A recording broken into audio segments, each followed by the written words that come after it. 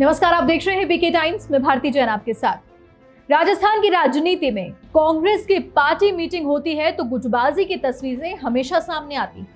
ये हम नहीं कह रहे, राजनीतिक गलियारों में ऐसी चर्चा हो रही है।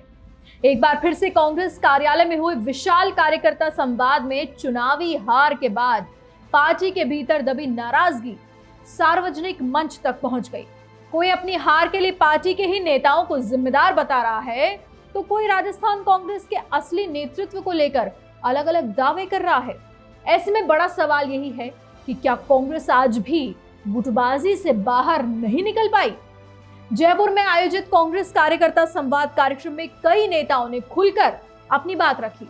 सबसे पहले मालवीय नगर विधानसभा सीट से चुनाव लड़ चुकी कांग्रेस नेता अर्चना शर्मा ने बड़ा आरोप लगाया। उन्होंने कहा कि विधानसभा चुनाव में उन्हें भारतीय जनता पार्टी से कम और अपनी ही पार्टी के नेताओं से ज्यादा संघर्ष करना पड़ा।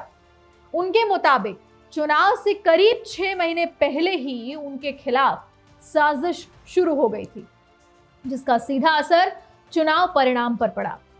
केवल अर्चना शर्मा ही नहीं, हवामहल विधानसभा सीट से चुनाव लड़ चुके कांग्रेस नेता आर तिवारी ने भी अपनी हार के लिए पार्टी के भीतर मौजूद नेताओं को ही जिम्मेदार ठहरा दिया।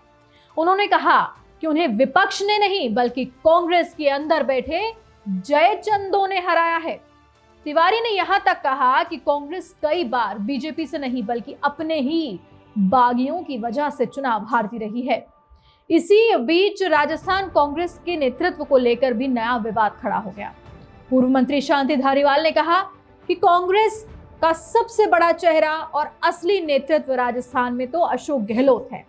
उनके इस बयान के बाद पार्टी के भीतर नई बहस शुरू हो गई। हालांकि कांग्रेस नेता प्रताप सिंह खाचरियावास ने धारीवाल के बयान से साफ असहमति जताई।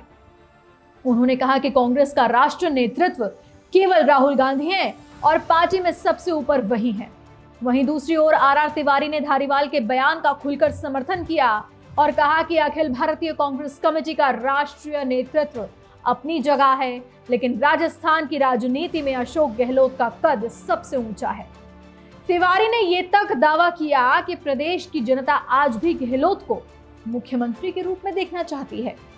तिवारी ने यह भी कहा कि हर राजनीतिक दल में मतभेद होते हैं, लेकिन उन्हें अनावश्यक विवाद का रूप नहीं देना चाहिए।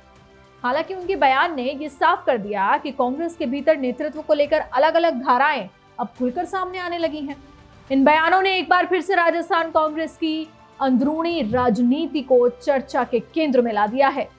एक तरफ पार्टी भविष्य की रणनीति बनाने में जुटी है तो दूसरी तरफ उसके नेता सार्वजनिक मंचों से एक दूसरे पर सवाल उठा रहे हैं।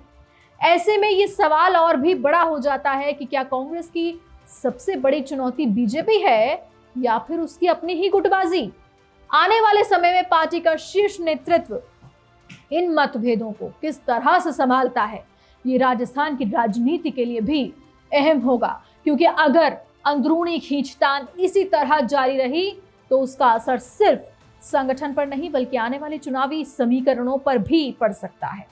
आपकी क्या राय है? क्या राजस्थान कांग्रेस की सबसे बड़ी चुनौती भाजपा है या फिर उसकी अपनी अंदरूनी गुटबाजी? अपनी राय कमेंट बॉक्स में जरूर बताइएगा।